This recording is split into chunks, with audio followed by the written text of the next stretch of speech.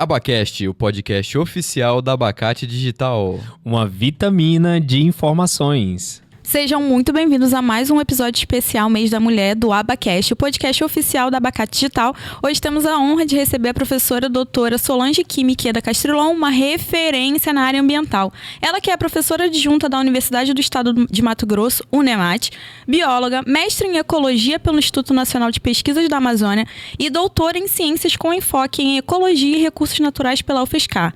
Além da docência, ela atua com educação ambiental, restauração ecológica, agroecologia, políticas públicas ambientais e recursos hídricos. Também é fundadora do Instituto de Pesquisa e Educação Ambiental, Instituto Gaia, onde trabalha com a mobilização social para a conservação da biodiversidade. Seja muito bem-vinda, professora. É uma honra, é um prazer ter você aqui. E para a gente iniciar esse bate-papo bem bacana, eu queria saber como que começou a sua trajetória, o que despertou assim, o seu interesse pela biologia e pela ecologia? Bom, primeiro, muito grata pelo convite. Eu sou a maior fã da Abacate Digital, então fiquei super feliz pelo convite. O despertar pela biologia tem a ver que biologia é estudo da vida. Então, quando eu pensei que eu ia estudar desde lá da célula, entender todos os organismos, e depois, quando os organismos constituídos, né, entender toda a relação desses organismos com esse meio ambiente do planeta inteiro e pensar que isso seria um estudo, né, formar em biologia para fazer um trabalho, eu achei que era fantástico, porque não ia nem ser trabalho para mim. Então, é a paixão que eu tenho pela vida e aí ter a possibilidade, né, de me formar, fazer mestrado, doutorado com esse estudo sobre a vida, me deu um ânimo para uma carreira que iniciou num curso de agronomia. Ah, você começou em agronomia. Começou em agronomia e aí eu vi que eu me daria muito melhor nesse estudo pela vida. Então, a vivência durante a juventude me permitiu entender que ser bióloga seria o melhor caminho que eu poderia trilhar na minha vida. Ah, que legal, que bom ouvir isso, né? E quais foram, assim, as maiores influências, assim, referências que você teve ao longo da sua carreira? A minha carreira, ela tem a ver com uma militância. Militância por uma sociedade mais justa, militância por um planeta mais conservado, pensando sempre no que vem por aí, né? Nas próximas gerações. Então, nessa militância, eu tive referências de professores que não eram biólogos. Iniciou por Eudson de Castro, um sociólogo lá da UFMT, que me levou num primeiro assentamento. Junei Viana, né, que é um médico, é um ambientalista, está vivo até hoje, foi torturado na ditadura. Caramba! É o cara que ajuda a criar essa história do Ainda Estou Aqui. Caramba, né? Que legal. Junei Viana ele coordenou toda a luta pelas pessoas, em favor das pessoas que foram torturadas na ditadura. E ele foi nosso professor aqui na UFMT, na época que eu fazia agronomia. E aí, isso dentro da universidade, né? Médicos que conseguiram determinar a minha carreira no sentido de que a luta pelo meio ambiente é uma luta por justiça ambiental também. Sim. Então, vem outro médico, que é o Dr. Pignatti, que trabalha com a questão dos agrotóxicos e que também lutou muito contra a ditadura. E depois vem Pedro Casaldáliga, que é um grande líder político ali da região do Araguaia, né, que luta pelos indígenas, pelos injustiçados. E, por fim, a doutora Michele Sato, que é grande influência na minha vida, na parte que mistura a academia e essa militância por uma sociedade mais justa. Ela faleceu recentemente, mas é ainda, né, a nossa grande referência da educação ambiental. Caramba. No Brasil. E assim, você sente que foi um desconforto, uma revolta que fez com que essa luta ganhasse força, ou realmente foram as causas? Porque a gente sabe que não se faz assim, uma mudança sem guerrear. A gente entende isso, os livros de história nos mostram. Mas assim, o que você acha que de fato assim, motivou com que hoje eu sinto que nós temos um olhar, ainda falta muito, mas temos um olhar muito mais conservador para o nosso meio ambiente, para o nosso ecossistema, porque foi isso que a senhora falou, né? É vida. Né? A gente não tem o que discutir, né? A gente está falando de vida. Isso Como é que lida com isso? Você acha que foi a revolta ou foi realmente o fato da conscientização? Eu acho que a história de vida de cada um é que vai determinando esses caminhos, né? Eu fui presidente do DCE da UFMT, logo pós-ditadura, 1989, mas eu pego toda aquela história da Direta Já, dessa luta pela redemocratização do país, e vou dialogando, né, com a juventude, como que a gente constrói um país mais justo. Nessa busca de trazer um país mais justo, entra, junto com tudo isso, a questão ambiental, que não é só a natureza, mas é uma natureza que precisa ser conservada com a presença das pessoas que ajudaram muito a conservar isso, que são os indígenas, são as populações tradicionais, são aqueles povos que permitiram que a gente tivesse condições de usufruir do que a gente ainda tem. Por exemplo, se nós temos o Pantanal, se nós ainda temos uma parte da Amazônia, não é por uma cultura de degradação, mas foi mantida até o momento a partir de uma cultura de quem estava originariamente, muito antes que a gente, os indígenas, nesse território, e que, mesmo usando dos recursos naturais que nós temos ali, eles conseguiram conservar. Então, a gente tinha muito mais castanheira no começo dessa... no século passado, né, final 1990, a gente ainda tinha muito mais castanheira do que a gente tem hoje. Porque em dia, né? Em 20, 30, 100, vamos pensar em tempo, né? Em 100 anos a gente conseguiu degradar o que a gente demorou anos e anos para construir. Para construir e manter. Então, essa compreensão do todo me faz estar nessa continuar, né? Então, aproveitando o gancho, né? A gente que o Brasil abriga alguns dos biomas mais ricos do mundo, né? Incluindo o Pantanal e a Amazônia, mas também enfrentamos desafios enormes. E quais são esses principais, assim, desafios que você observa hoje na conservação ambiental? É o mesmo desafio que vem nesse sentido, que eu tenho dito muito por onde eu tenho andado, que é você ter uma minoria em qualquer um dos territórios, mas vamos falar do Pantanal e da Amazônia. Você tem uma minoria, que é uma pequena porcentagem de pessoas mesmo, uma minoria de 1, 2%, que são muito ricas e que são muito gananciosas. E essa minoria que consegue explorar o território, desmatar demasiadamente, degradar com poluentes o máximo possível, consegue sobrepor a uma maioria da população que não pretende destruir esse planeta. Sim. Então, se a gente começar a perceber, é que a grande maioria da população, que é uma população de média renda, a muito baixa renda, e os que são mais pobres são aqueles que degradam muito menos e sofrem muito mais. Essa grande maioria não quer destruição do planeta. Mas uma minoria gananciosa, ela vai chegando no território e vai degradando como se gafanhotos estivessem chegando numa plantação e destruindo grande parte desse planeta. Então, esse é o problema que a gente enfrenta na Amazônia, quando desmatadores ilegais desmatam não só as plantas e matam os animais, mas eles vão dizimando as populações originárias que estão ali, fazendo de conta que elas são invisíveis ou que elas não existem. E aí ocupam um território com degradação, sem sustentabilidade, né? Porque você desmata sem pensar num plano do próximo passo. E assim a gente destruiu totalmente o Cerrado, vem destruindo a Amazônia. E a destruição do Cerrado, que é a parte alta do Pantanal, significa também o fim do Pantanal. Porque você destrói as águas que nascem na parte alta, nas serras, e que vêm junto com as chuvas, que chove muito mais lá na parte alta do Pantanal, e trazem essa imensidão de água que a gente encontra aqui. Sem essa Amazônia, sem esse Cerrado, nós não temos essa água no Pantanal. Então, é uma degradação em cadeia. Então, esse é um grande problema, que a gente tem esses biomas e a gente está destruindo eles em cadeia. Primeiro Amazônia, primeiro Cerrado, depois Pois Amazônia e no fim o Pantanal. A gente fez até um episódio com a professora Leila Delmar, onde ela contou a história do dono da Ford, em que ele foi para a Amazônia, ele foi lá plantar para poder ter, né, esqueci agora o material que ele foi lá plantar, mas era um fungo, aí ele desmatou uma boa parte. Enfim, eu sei que ele foi, não contente, ele foi lá, desmatou um pouco mais, não conseguiu resolver as questões dos manguezais dele, para poder fazer a extração de borracha. E aí, essa foi a brilhante ideia que ele teve, né, de cada vez mais ir destruindo e degradando.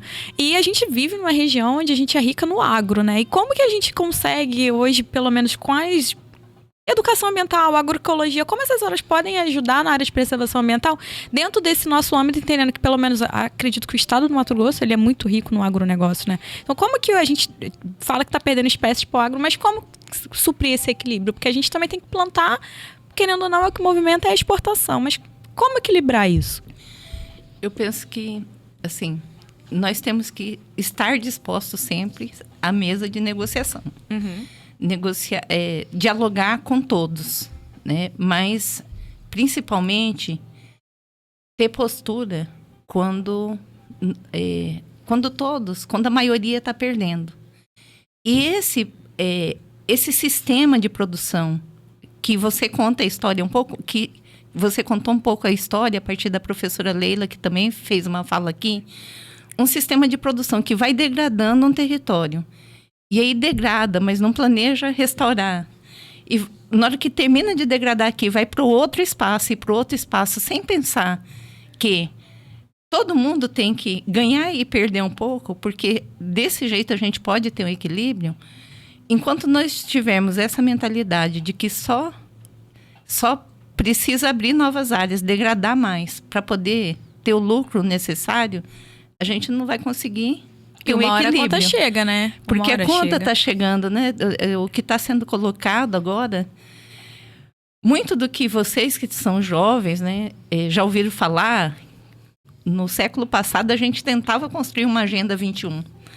A Agenda 21 é a agenda para agora. Nós estamos bem no século que a gente estava tentando construir uma agenda no passado, né? E hoje a gente já está nesse presente e não está conseguindo construir o que a gente planejou no passado, que era um planeta com sustentabilidade nesse século XXI. E agora a nova narrativa, que não é uma narrativa, é a partir de pesquisas de cientistas que estão preocupados com o planeta, eles estão colocando do ponto de não retorno desse planeta. Então, a gente chegar num ponto onde a crise climática chegou a elevar, né, a temperatura de tal modo que o planeta pode não ter mais retorno. Sim. E isso a gente vivenciou muito na pele, e a gente agora não é mais um discurso, é o que a gente vivenciou foi no ano passado. Sim. Que nós tivemos um grau e meio a mais, pelo menos aqui na região, no Brasil, aqui em Mato Grosso, e nós já sabemos a consequência disso daí. Então, a tentativa é que a gente entenda a situação, né? Faça esses diagnósticos, compreenda a situação que nós estamos vivenciando e tenhamos coragem de ter postura, né? Eu vi uma fala engraçada de uma atriz essa semana, que é a Bruna Lombardi. Ela falou, olha, a gente tem que se posicionar. Sim. A gente que tem a possibilidade, né? Ela se coloca enquanto mulher branca, que teve condições de estudar teve condições de estudar com qualidade, porque a gente vem de uma parte da sociedade que nos permitiu isso, Sim. Né? Diferente de grande parte da sociedade que está explorada, que não consegue nem se colocar frente à situação ambiental e à crise climática que nós estamos vivenciando, ou outras crises, né? Outros extremos preconceitos, por exemplo, que a mulher está vivenciando. Nós temos a obrigação de nos posicionar, de dizer a situação que nós estamos enfrentando, né, de ter a capacidade, e aí eu coloco sempre para os meus alunos e para a juventude.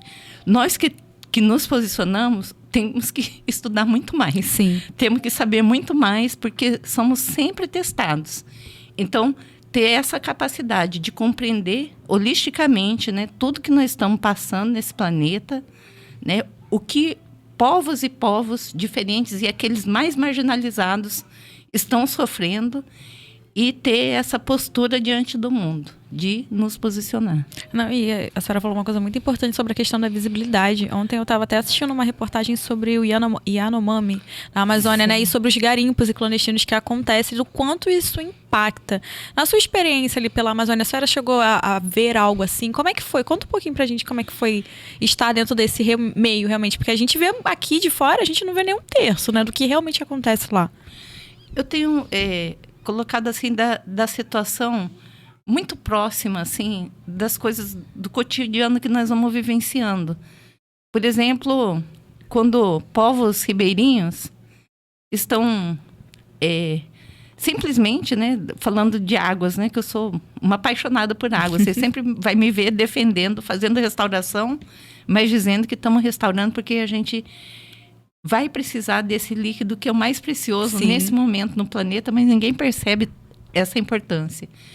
E aí os povos estão passando por acontece um grande empreendimento na região que vai degradar a vida deles, vai acabar com territórios de plantação, vai acabar com os peixes que dá segurança alimentar para eles, mas eles nem sequer são consultados para a situação que vai trazer o impacto diretamente para eles, na vida deles. Provavelmente vai retirar aqueles povos daquela região. Por isso que nós colocamos essa situação, né? Você colocou dos garimpos e Yanomamis, e nós colocamos de muitos outros povos junto com os indígenas que são retirados de um território e depois nós chegamos naquele território e nem sabemos que eles existiram lá. Eles são invisibilizados a tal ponto de não estar na política pública, de não ser considerado que estiveram no território em prol, né, de alguns empreendimentos que vão, como eu coloquei, benefício de muito pouco. Uma minoria. Uma minoria, talvez um empresário, em detrimento a toda uma comunidade. E eu já vi várias comunidades irem desaparecendo para, por exemplo, uma grande barragem entrar no território. E depois eles passarem de pai que já perdeu o seu sítio, filhos, netos, lutando, né, pelo seu direito e totalmente esquecido no momento. Então, assim, essa invisibilidade para esses povos é algo que acontece diariamente no nosso país, no planeta inteiro. Sim. Sim, é bem inviabilizado e eu acredito também que os números eles são muito mais claros. Foi como a senhora falou, do nada some uma comunidade, ninguém vai atrás, a mídia não repercute. Então, quem é que será que está por trás disso? Acho que a gente tem que começar a se questionar de quem é esse interesse de não trazer a visibilidade para um povo que é nosso também, porque faz parte da nossa cultura, né, do nosso país. Então, está sendo para quem, né? Quem que está assumindo com os nossos povos, né? Acho que fica esse questionamento.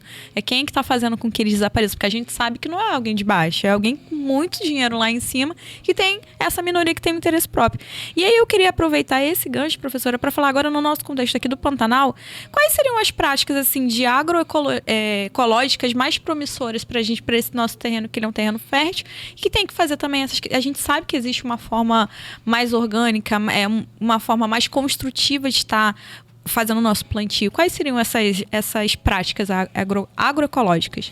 Então, pensar em agroecologia no Pantanal é levar em consideração... Eu falo do Pantanal, mas aí eu sempre coloco os outros todos. Cada território ele tem sua característica, né? Então, vamos falar do Pantanal. O Pantanal é esse sistema da maior área úmida contínua que nós temos no planeta e que depende do que a gente chama de poço de inundação. Uhum. Ou seja, em um momento você vai ver a época da cheia, aí você vai ver o Pantanal enchendo, aí você vai ver ele totalmente cheio. O rio fica lindo. Água a perder de vista. E depois você começa a ter o momento que a gente fala que começa a secar o rio e as águas. Aí depois vem um período de seca que o rio está lá embaixo. Então, qualquer sistema agroecológico, qualquer sistema que você vá implementar nesse território, você tem que respeitar a dinâmica do território. Você tem que ter plantas que são adaptadas ao regime de cheia, da cheia, da enchente, da vazante, da seca. E plantas que vão sobreviver ali. Então, é pensar num sistema que seja sustentável. Não o inverso, de decidir que eu vou colocar tal cultura e para essa tal cultura eu vou ter que drenar essas águas e vou secar o Pantanal porque eu quero plantar tal cultura aqui, que é um monocultivo, e mudar totalmente a característica de um sistema para poder tirar lucro daquele sistema. Então, o que a gente fala da agroecologia e de sistema de produção que também gera lucro, que também gera condições para que uma grande parte sobreviva, tem a ver com a nossa teoria que nós temos sociedades sustentáveis. Então, você pode ter o que pode parecer que, para mim, né, que estou aqui na cidade, acho que o meu nível de vida é ter um nível que for, né? Uma casa muito grande, uma mansão, um carro. Para muitas sociedades, você ter só a qualidade de vida, ele acordar, sair para pescar, ter peixe no rio, sair para plantar, e tudo que planta permite uma colheita, e ele consegue ter condições de sustentar os filhos, aquilo para aquela sociedade é qualidade de vida. Sim. Então, o respeito a não um modelo de sociedade, mas a várias sociedades sustentáveis que provaram para a gente que conseguiram viver e conviver, por exemplo, com o Pantanal de forma sustentável ao longo dos anos. Então, pensar nisso, sabe, Thaís? Toda vez que eu olho assim, eu planto muito. Outro dia eu fui numa plantação de aquela plantinha de um cacto. Eu esqueci o nome. Sabe essa que vende bastante no mercado? Suculenta? Sumiu o nome agora.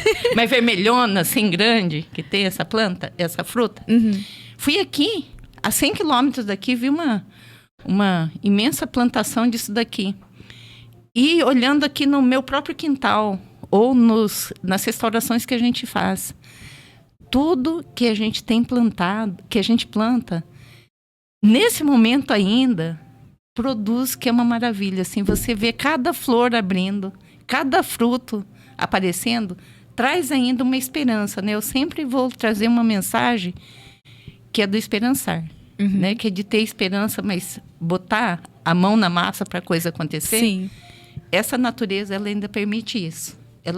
Se você plantar ainda esse mês que está chovendo, no final do ano você pode ter grandes colheitas, né? Então, é pensar nisso, né? Que nós temos essa capacidade ainda de ter possibilidades de mudança. E para quem, assim, a gente tem falado muito, as pessoas acham que para ser da causa, né, da conservação, tem que estar dentro de um ambiente, não. Assim, para quem tá ouvindo a gente, quais seriam as dicas que você faria? Olha, se você tá na sua casa, isso aqui já ajudaria. Você consegue fazer a sua parte, você não precisa estar lá no meio do bioma, não precisa estar lá no meio do Pantanal, mas acho que se você fizer isso já é o suficiente para iniciar. Acho que também é uma questão de cultura nossa, né? Você falou de cultura, né? Eu fico pensando assim, primeiro, para a gente gostar, ou fazer, ou tentar mudar o mundo, assim, é uma mudança que começa na gente mesmo, sabe? Assim, tipo, você quer gostar do planeta? Começa a gostar de você mesmo, da tua casa, se você não tem condições de plantar um imenso jardim, cuida daquela flor que você botou ali, sabe, Coralina, quando ela fala assim, olha, planta, cuida e sente o amor que você vai ter com que você conseguiu cultivar ali, sabe? É cultivar, né? Eu falo que esse esperançar tem a ver, assim, com a mudança, né? Que a gente pode trazer de dentro para fora mesmo. Então, dá para fazer muita coisa a partir do momento que você consegue ser sensibilizado mesmo. A gente não muda ninguém, mas sensibilizar que, olha, tem um mundo que pode ser mudado e esse mundo pode ser mudado a partir de mim. Voltamos com mais um bloco aqui do nosso AbaCast, podcast oficial da Abacate Digital. Professora, sabemos que a ciência e o meio ambiente são áreas historicamente dominadas por homens. Como foi para você trilhar essa jornada como mulher? Começou nesse processo de militância socioambiental. Primeiro social, né? Fui presidente do DCE enquanto jovem, estudante. Convivi ali com o período pós-ditadura. Então, também, nesse sentido, né, de ter começado uma militância bem jovem, facilitou no momento que eu decidi também o caminho a trilhar academicamente, né, de ter todas as inseguranças que todo mundo passa pela academia, mas também acordar todo dia assim com uma coragem a mais. Tipo, temos que enfrentar tudo isso, vamos enfrentar, terminar a graduação com todas as dificuldades, né? Eu tinha muita dificuldade financeira para sobreviver a uma graduação. E depois mestrado, já no mestrado tendo filho, com filhos, né? Já tinha o Roberto, já tinha Letícia, inclusive, no mestrado. E doutorado já numa situação melhor, já concursada na Unemate, que é uma universidade, que é o lugar que eu sonhei estar. Poxa, que legal. A vida, larguei assim eu trabalhava na Secretaria de Fazenda, era concursada, e meu sonho era estar na Unemate. Então, todo dia eu acordo e estou no lugar que eu gostaria de estar. Poxa, então, eu sou muito feliz com isso. E aí, passar por tudo que a mulher passa na sociedade, de assédio, a coragem de, muitas vezes, posicionar sabendo que eu vou perder a votação ali, Sim. mas ter coragem. Não se calar, né? De não calar. Ao mesmo tempo que a gente trabalha dobrado, né? Eu sempre conto para minha filha, que está fazendo doutorado na UFRJ. É engraçado que a gente trabalha dobrado, porque você tem... Eu tinha, né, já na pós-graduação, filhos para cuidar, então eu tentava produzir uma tese o dia inteiro, mas quando chegava 11 horas da noite é que eu conseguia de verdade produzir a parte da tese que ia ficar no outro dia. Então esse é o trabalho da mulher, né? É uma sociedade que colocou muita carga na gente. Sim. A gente nem percebe a carga que tem. E a mulher cientista tem toda a carga que toda mulher da sociedade tem. Tua mãe tem, Sim. tuas tias, suas irmãs, todas mulheres têm. E a gente convive com tudo isso sem nem perceber essa carga. Então, a gente só consegue perceber no momento que você tem uma visão da sociedade que nós vivemos. Então, Sim. é isso. Assim, a mulher na ciência na mesma situação da mulher na sociedade. Sim, você falou isso. Eu lembro que a minha mãe, quando eu tinha 13 anos, ela virou pra mim e falou assim: filha, a gente é pobre e você é mulher. Então estuda, porque conhecimento é poder. Vão tentar te diminuir, vão tentar diminuir a sua voz, mas conhecimento ninguém nunca vai poder tirar de você. E eu levo isso pra minha vida inteira. Então eu tô sempre... Ela também tá sempre estudando. Minha mãe hoje em dia ela é pedagoga, pós-graduada, ela atua na área da educação também. Mas a gente vê, assim, dessa realidade onde o conhecimento nos transforma. E realmente, assim, eu conheci lugares, eu viajei, eu passei por outras empresas graças ao conhecimento, mas também porque busquei esse conhecimento. Então, acho que fica também de dica, né? A gente não se calar mediante as situações. O mundo, ele realmente é mais difícil, justamente como você falou, né? Colocam essa sobrecarga em cima da gente e falam: você tem que aguentar porque você é mulher, você tem que aguentar porque você tem que ser forte, você tem que aguentar porque você é mãe, você tem que aguentar porque você é isso. E é sempre... ninguém lembra, né, dessa nossa sobrecarga. E é isso, meninas. Busquem conhecimento, porque conhecimento é poder. E quando a gente se empodera do nosso poder, eu acho que a gente começa a mudar as coisas, começa a cavar esse caminho. Como eu falo, né? Avançamos muito, mas ainda precisamos alcançar muito mais espaços que são nossos por direito. Então, eu acho que fica bem bacana, assim, essa dica para quem quer seguir na carreira acadêmica, principalmente voltado para a área de ciência e educação. Acho que qualquer carreira em si, né? Quando você é mulher, você tem que buscar se empoderar do seu conhecimento, do seu local de fala, porque vão tentar te derrubar de lá. E eu fiquei admirada porque você falou igualzinho minha filha. Aí eu falei, vocês que estão jovens e estão entendendo isso daqui, as mulheres jovens estão com muito mais posição mesmo, estão com muito mais coragem de enfrentar tudo isso do Sim. que eu, talvez, na idade de vocês, tenha enfrentado, né? Que no curso de agronomia eu era a única mulher Caramba! da turma inteira. Minha filha é da engenharia civil. Então, passou por muito mais situações que hoje tem posturas que você já falou tudo aí. Sim. Isso é muito importante, né? Então, acho que é isso, meninas. Acreditem no seu potencial e vamos lá, vamos à luta. Professora, agora eu vou puxar, aproveitando essa parte da educação, para falar um pouquinho sobre a sua participação na Júnior Duque. Você vai participar da mesa 3, né? Educação ambiental e o currículo de formação, os desafios da transversalidade, que acontecerá no dia 9 de abril, galera, de 2025. E aí eu queria falar um pouquinho sobre esse tema, como é que vai ser essa mesa de debate, o que a gente pode esperar. A minha fala, ela é muito do cotidiano. Eu sigo muito Paulo Freire em tudo que ele me ensinou. Então, quando ele coloca assim, olha, que quando você entra numa escola, você traz a sua história de vida e você vai ter a história de vida de outros somando a sua, né? E isso tudo dentro nesse contexto da educação. É nesse mesmo sentido que eu falo da educação ambiental. Quando está colocado lá, é no currículo. O currículo a gente tem que entender, é sua vida cotidiana. A universidade, ela não pode ser aquele lugar que você entra. Eu falo também muito isso para os meus alunos na hora que chega lá. Sabe que quando, às vezes, a gente chega na universidade, você muda até o tipo de roupa, o jeito de falar dentro da universidade, achando que a universidade é um lugar separado da sociedade? Você tem que pensar o inverso. Sim.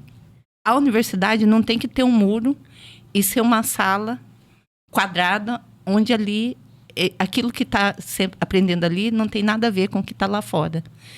A universidade é a continuidade da tua vida.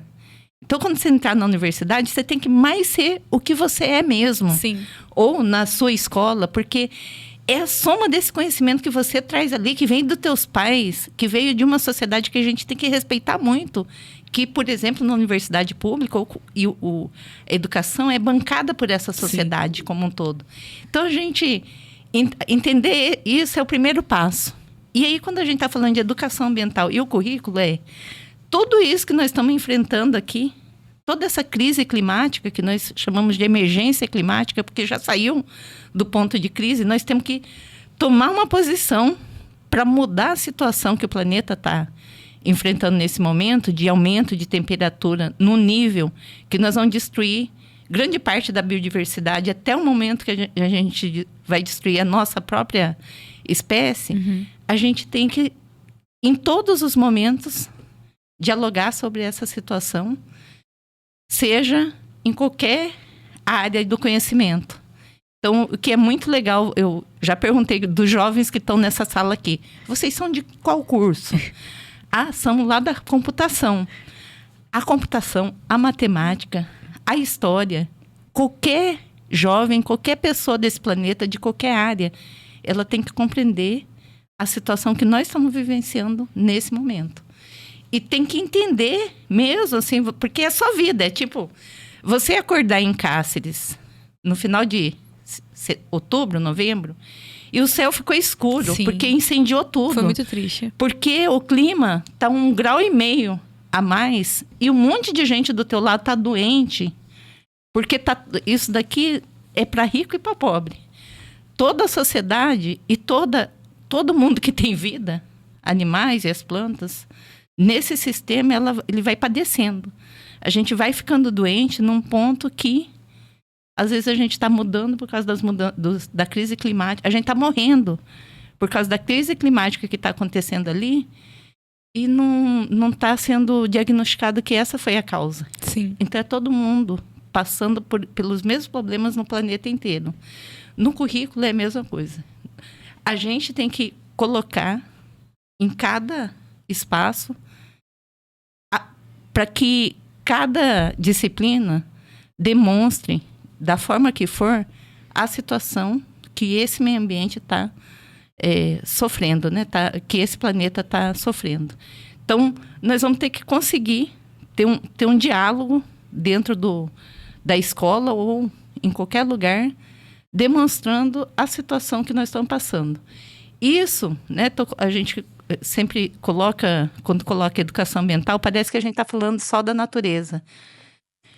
Mas quando a gente está falando de educação ambiental, está falando de meio ambiente. E está falando de meio ambiente, nós estamos falando das outras pessoas também. Sim. Então, nós nunca vamos poder também nos calar diante das desigualdades sociais. Daquele que... Isso tem que dialogar na escola, nas universidades.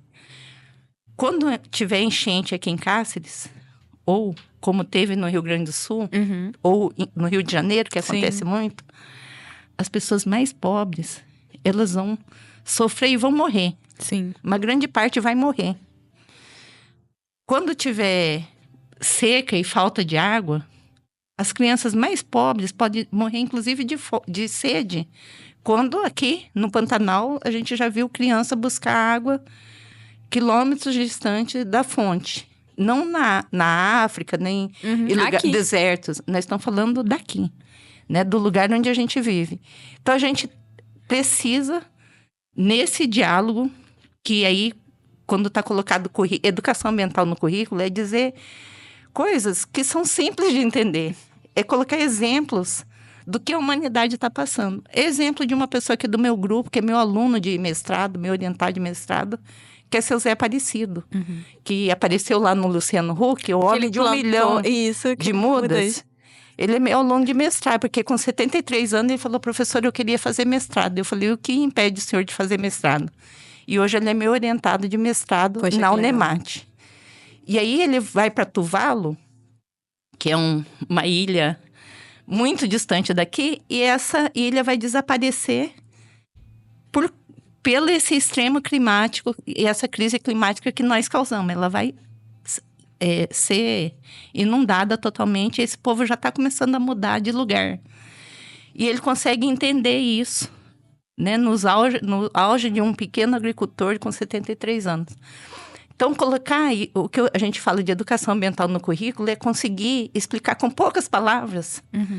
E os professores, e a escola, né, e o sistema educacional conseguir colocar isso no cotidiano de uma escola.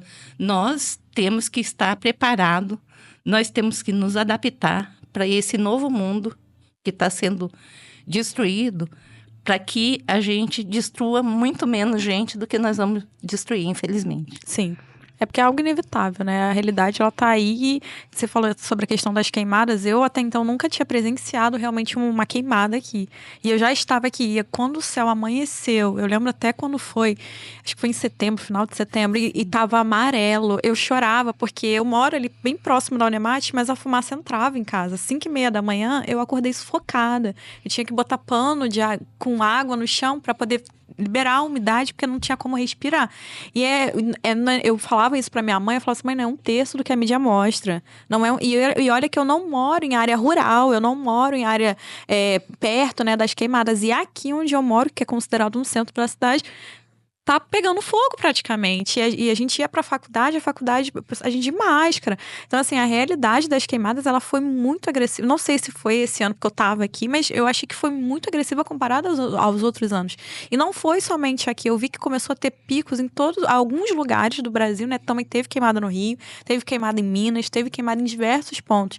E aí eu acho que as pessoas, elas não conseguem entender a proporção que isso tá tomando. Porque não é só o fato de queimar, porque a gente tem os incêndios controlados, a gente tem a queimada controlada, mas a questão é que está afetando exatamente a saúde, e é todo mundo, é o rico, é o pobre que está inalando aquela fumaça, que tá vivenciando aquilo também. Depois desse período de queimada, assim, acho que você pode até falar um pouquinho também pelo nome do Instituto GAI. Quais foram as medidas? Como é que vocês atuaram nesses momentos, assim, que realmente ficou muito tenso aqui no nosso bioma? Bom, eu vou falar um pouco da experiência pessoal, né? Porque nós temos um sítio de parentes, né? Da minha sogra. E nós tivemos que tentar apagar 5 focos que vinham de todos os lados. Caramba! Junto com uma grande parte de pequenos sitiantes que tem uma solidariedade, Thaís. Diz que eu acredito mesmo ainda, sabe? Na humanidade, assim. Eles tiveram uma solidariedade, uma capacidade de se juntar para conseguir controlar aquele incêndio que estava vindo para o nosso lado. Nós passamos 15 dias, pessoalmente, acompanhando muito mais fumaça do que quando eu vinha na cidade para respirar. Então, caramba, assim, naquele dia que ficou tudo escuro, esse dia era um sábado, eu vim para Cáceres. As pessoas enfrentaram, assim, o fogo. Claro que tinha bombeiro junto, nesses lugares que eu estava, enfrentaram com a própria vida, assim, tentando salvar a floresta mesmo, que eu achei muito lindo, assim. Muitas vezes você vê um grupo que que precisa cuidar da sua própria propriedade, ele tem direito de fazer isso. É engraçado que muita gente pode achar que ambientalista não está preocupado com quem tem os seus bens ali. Não, eu acho que é justo. Mas muitas vezes lutando contra o fogo para não pegar no pasto, não pegar na plantação, não chegar na casa. Mas aquele povo que eu convivi agora em setembro, nos incêndios de 2024, aquele pessoal estava lutando para não chegar ao fogo numa floresta. Eles venceram aquela luta desses 15 dias. E aí, a minha possibilidade, enquanto professora da universidade, alguém muito engajado, parece prepotência, mas é verdade. Eu estou muito ligada a quem está à frente, né, dessas batalhas aí, por exemplo, incêndio. A gente tem aprovado projetos, né? Nós temos um projeto de manejo integrado do fogo, que é tentar entender todos os processos ligados ao fogo, ter um manejo, mas ao mesmo tempo fazer uma divulgação, uma comunicação para que as pessoas queimem cada dia menos, porque não tem a necessidade das pessoas culturalmente achar que vale a pena botar fogo. E porque vários incêndios que são muitos são criminosos, outros são acidentais. Então, a gente tem um projeto para fazer uma campanha, né, para tentar segurar o fogo nos próximos anos. Chama PMI, Plano de Manejo Integrado do Fogo, e com foco na Estação Ecológica de Itaiamã. Nós temos um grande projeto agora que sobe todo esse corredor das nascentes do Pantanal até aqui para restaurar. É um trabalho, assim, que é noite e dia. A partir de agosto, nós vamos trabalhar noite e dia, porque nós vamos restaurar 200 hectares, desde Reserva do Cabaçal, que a gente já esteve junto ali, todo esse corredor, Reserva do Cabaçal, Araputanga, Quatro Marcos, Curvelândia, depois volta ali na região de Tangará, passa por Barra do Bugres. Nós temos um projeto a partir do momento que nós deixamos, enquanto grupo de pesquisadores da Unemat, de serem visíveis. Isso aí. Nós conseguimos concorrer com gente que fez projetos muito bons também. Nós fizemos um projeto de qualidade e conseguimos conseguimos ganhar lá entre muitos projetos. 13 no Brasil foram aprovados e o nosso é um deles. Poxa, parabéns, professora. Então, e é de um trabalho de muita importância. É uma situação assim de pensar, é uma universidade lá no interior de Mato Grosso, lá numa cidade pequena de Mato Grosso, mas que tem uma universidade com qualidade, com pesquisadores que se juntam à sociedade, concorrem a esses editais, e a gente tem conseguido nos colocar, né, por essa soma.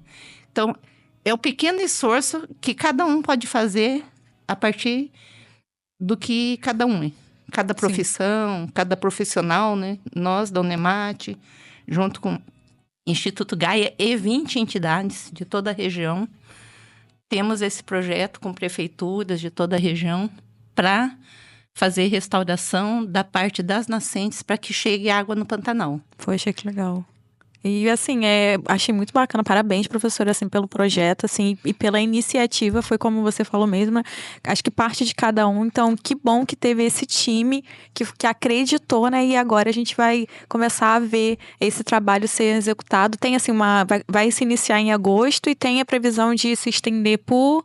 Até 4 anos. Ai, que bênção. Então, a gente vai ter aí 4 anos para poder trazer, né, revitalizar as águas do Pantanal. E isso é muito importante, professora. Muito obrigada por isso, porque eu acho que são pessoas como a senhora que acreditam ainda na humanidade, que fazem a diferença aqui pra gente. Então, muito obrigada. E acho que não falo em nome de todos, porque a gente está falando de vidas, né? Não adianta ter pilhas e pilhas de dinheiro quando o oxigênio acabar, quando a água ficar escassa. Já estamos, né, vivenciando isso, e a gente já está sentindo o planeta entrar em ebulição, né? O que mais falta acontecer para que a gente acorde? Eu acho que a conta já chegou e ela já tá ficando cara demais. Então, acho que muito obrigada por esse projeto, que eu acho que é um presente para a vida de todos nós, principalmente nosso bioma aqui no Pantanal.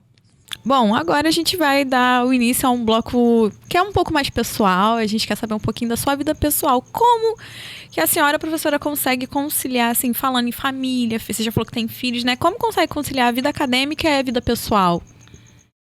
Eu acho que eu levo a vida bem com uma leveza, assim, dentro da possibilidade, né? Eu sei, família, a gente passa um monte de dificuldade, mas minha vida eu tento levar, assim, com leveza, apesar de todas dificuldades, né? E eu gosto de falar o que eu falo para os meus alunos, né? Uma vez, no primeiro dia de aula, eu contei para os meus alunos que eu tive o meu segundo curso, então eu já estava grávida, tive 2 filhos no curso, tinha idade já para ter terminado um curso e não tinha terminado. E tudo bem, você não tem que preocupar que você está com uma idade a mais fazendo um curso, porque ninguém tem nada a ver com a sua vida. É engraçado que quando você é jovem, você não percebe isso. Mas depois que você passa, eu contei, e quando eu estava contando, um aluno meu começou a chorar sem parar. Que ele falou que ele também tinha filho, mas ele se sentia muito discriminado por estar com mais idade dentro de uma sala de aula. E que ele nunca pensava que um professor ia contar tudo isso, né? Eu contei e falei, olha... E aí eu levo com tanta leveza que eu não importava que eu estava com 30 anos fazendo uma graduação. Porque eu já deveria ter terminado um curso e entrei em outro. Uhum. Porque a vida da gente é só a gente que sabe. De todo sofrimento, coisas boas. Então, todo dia eu levo a vida assim, tento, Não que eu consiga sempre. Não é todo dia. Outro dia eles foram me passar uma homenagem na Semabio, Semana de Biologia. E minha colega, Alessandra, minha colega do departamento, estava me ligando. Era a abertura da Semabio. Aí eu tinha falado para o meu esposo, meu companheiro Zé Ricardo. Zé, hoje eu não tenho que estar na mesa. Eu não estou em nenhum cargo. Eu não tenho palestra. Portanto, hoje eu não vou, Vou ficar aqui. Porque era depois dos incêndios, a Semabio foi depois de setembro. E esse ano passado foi muito difícil para mim. Eu perdi o brigadista, que morreu em Itaiamã. Era um cara que mais me ajudava, assim. Ele não só apagava fogo, mas quando a gente ia plantar, ele sempre era o Jorge. Ele chegava, professora, você vai plantar na nascente? Não importava onde eu ia plantar, ele queria ir junto. E ele morreu em Itaiamã, ele teve um surto, ele saiu andando, ele acabou morrendo lá. Itaiamã queimou a área que a gente plantou, então praticamente toda a plantação que nós fizemos lá de restauração queimou. A gente enfrentou, vi meus filhos enfrentando, porque se o pai está lá à frente, os filhos vão atrás, enfrentaram incêndio. E no dia da abertura da Semabio, eu estava depressiva, assim, debaixo de uma coberta. Eu estava só chorando, não queria sair. E minha amiga pediu para eu ir lá. E eu fui na marra, assim, ela falou, não, você escreveu um livro, você tem que entregar para palestrante. Aí eu falei, puxa, o pior dia da minha vida. Eu cheguei lá, nem fui educada com meus alunos, eu tô até falando isso em público, porque toda sala de aula que eu entro, eu falo, gente, o ano passado eu tava muito mal, então não tava conseguindo nada na vida. E aí, na hora de entregar a flor, não é possível, é para mim, eu não quero isso, eu não quero homenagem hoje. Aí até para receber eu não consegui, era uma tristeza que eu tava sentindo naquele momento.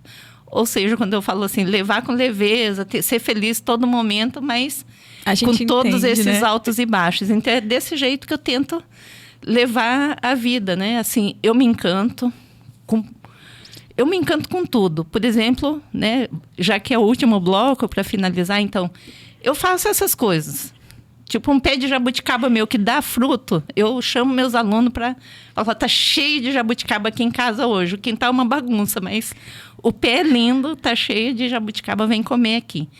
E aqui eu me encanto com vocês, Eu até quero aproveitar para fazer uma homenagem para vocês, assim, por tudo que eu vi aqui, nessa conversa, da capacidade que vocês jovens estão tendo, do curso de computação, imagina, outra área que deve estar mesmo do jeito que vocês estão, conscientes do que está acontecendo, dessa iniciativa que vocês têm de criar o abacate digital, do esforço que eu sei que a juventude faz, que está ralando para o seu dia a dia. Então, assim, eu quero, já que é o último bloco, agradecer e dizer para vocês, assim, que eu torço muito, muito para tudo que vocês já vão conseguir e já conseguiram. Então, é só uma homenagem mesmo, de uma singela professora ambientalista que está acompanhando o trabalho de vocês e que está torcendo muito para que tudo de vocês dê certo. E eu também costumo falar como minha sogra, que chama Dona Manola diz, já deu certo, então sucesso. Ai, professora, obrigada. Fez a gente chorar um pouquinho, mas muito obrigada mesmo. Pra gente, a gente é difícil, a gente sabe como é que é, né? Agora eu vou até sair um pouquinho aqui do script, a gente sabe como construir isso aqui.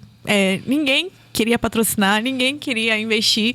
Então foi um sonho que a gente falou, vamos fazer. Mas também a gente vai dar a voz o que a gente quiser. Eu quero falar sobre a opressão que as mulheres sofrem, eu vou falar sobre isso, eu vou falar sobre o burnout, eu vou falar sobre as queimadas, eu vou falar sobre o que eu quiser aqui, porque esse aqui é um espaço nosso e foi um lugar que nós conquistamos. Então, muito obrigada, professora, de verdade, pelo convite e pelo reconhecimento que pra gente também às vezes falta, mas é muito importante, de verdade, de coração. Eu acho até que eu vou puxar o encerramento de novo. Só pra te agradecer, professora. Me dá só um... Não precisa interromper, não. Vamos lá. Bom, mas de verdade, professora, muito obrigada. E agora, pra finalizar, a gente vai fazer um jogo bem rápido. Assim, eu vou te fazer uma pergunta, você me responde o que vier primeiro na sua cabeça. Se você pudesse dar um conselho pra sua versão mais jovem, qual seria? Seja feliz. Seja feliz. E uma conquista? Conseguir viver todo dia com essa leveza. Tentar viver todo dia com essa leveza. Conseguir equilibrar esses pratinhos, né? E... beleza. Acho que foi o potencial. Existe algum fato engraçado ou inusitado que você nunca esqueceu da sua carreira? Algum fato marcante? De estar no campo e a onça vir pro nosso lado, lá em Itaiamã. A gente tinha feito uma trilha. E aí eu trabalho tanto com plantar quanto para medir as plantas. E a gente fez a trilha, a onça veio. Um dos meninos avisou, professora, tem uma onça lá no fim da trilha deitada. E aí a humildade ajuda bem, sabe? Eu tava todos brigadistas de Itaiamã, eu falei, e agora, né? Porque eu não sei o que fazer numa situação dessa, porque o que eu faço deles? Não, vamos saindo, né? Com calma, e depois a gente volta para continuar o trabalho. Só que daí, enquanto falou que vamos saindo, a minha aluna falou, professora, a onça tá vindo lá. E ela veio andando, e a gente foi andando, e eu pensei assim, se tiver que morrer alguém, tem que ser eu, né? Se a onça atacar alguém, quem tem que morrer sou eu, porque o resto é todo mundo é meu aluno, tá todo mundo aqui por minha causa. Então eu vou ter que... Assim, isso não é meio bem... que encarar a onça. Não é bem engraçado, mas isso aconteceu mesmo. Eu sempre penso assim, né? Quando eu tô meio passando mal no campo, eu falo, nossa, eu vou morrer aqui no meio de todo mundo. É engraçado, você pensa cada bobeira, né? Você vai morrer. Você tá preocupado com o outro. E aí a onça foi essa história. Eu fiquei pensando nessa história. Mas bem bacana a história, que eu acho que depois que a gente viu a onça de frente, acho que nunca mais a gente... E ficou tudo bem. Não, ficou, né? A senhora tá aqui, mas ficou tudo bem no final, né? Não tô presa, não né? Verdade. E a onça foi embora? Aí nós subimos no barco e a onça ficou lá. Ela pisoteou em todo o nosso material. Tipo, eu sou dona daqui. Vocês estão aqui. E eu falei... Achou a pessoa que mais respeita tudo, né? Falei, pode ficar com todo o material aí, que a gente... Fica à vontade. Aí pegamos o material e tá tudo tranquilo até agora. Ai, que bom. Professora, muito obrigada. Foi, assim, um bate-papo incrível, assim, fluiu muito bacana. Foi um prazer te receber aqui hoje. Espero que quem esteja nos ouvindo, nos assistindo, também se sinta inspirado, que pra mim foi uma inspiração conversar com a professora, assim, com esse amor que você tem pelo que faz e pelo amor que você tem pela vida. Então, muito obrigada por ter vindo hoje, professora. Se quiser... pode falar. Eu que agradeço vocês, né? Eu já expressei aqui minha total admiração. Eu tenho muita admiração pela juventude, pelos jovens que estão lutando e gente corajosa como vocês, né? Então, assim, eu tenho certeza da coragem, da ousadia que vocês estão tendo e também sei das dificuldades que vocês devem enfrentar dia a dia e por isso vocês podem ter certeza, né? Se tem gente que não torce por vocês... Lembre-se que tem muito mais gente que está torcendo por vocês. Então, eu sempre pondero assim, sabe? Não pensar em quem quer destruir a gente, pensar só em quem quer ver a gente lá em cima. Porque a gente também é assim, né? Então, o trabalho de vocês representa isso. Eu percebi, na nossa conversa aqui, que vocês hoje são um marco importante para a nossa região. E eu tenho certeza do sucesso de vocês. Muito obrigada, professora. Ficamos aqui, então, com mais um episódio especial do Dia da Mulher do nosso podcast oficial do Abacate Digital, o Abacast. Valeu, galera. Até a próxima.